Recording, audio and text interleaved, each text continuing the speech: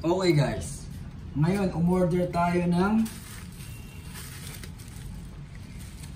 turbine wash, open a new life for smart laundry.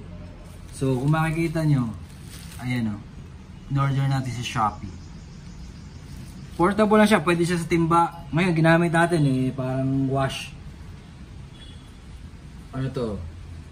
Ang tawag dyan? Hindi ko alam. Basta paglagalaba. Okay, so nakuha na natin. Nakuha ko na. Actually, ito na siya. Ayan o. May kasama siyang pandikit. Okay guys. Ayan. Very portable. Saka yung cable. Kaya lang yung charger na ng cellphone niya. So ngayon, subukan natin kung legit ba.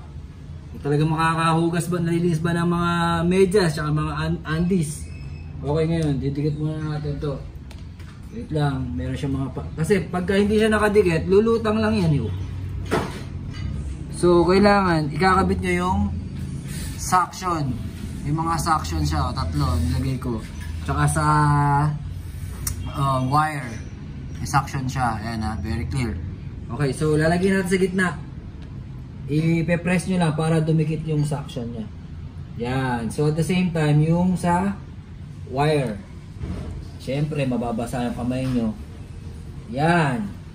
So after nun, wala akong sample ng damit o brief. Sorry. Ito na, sasaksak na natin ang cellphone charger nyo. Yan. Nakita nyo, nasa nasa ilalim ng di ba?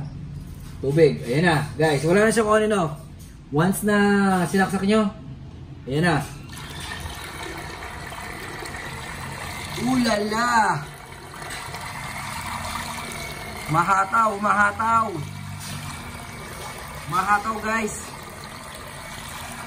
Parang sharp. Sharp. Automatic washing machine. Okay.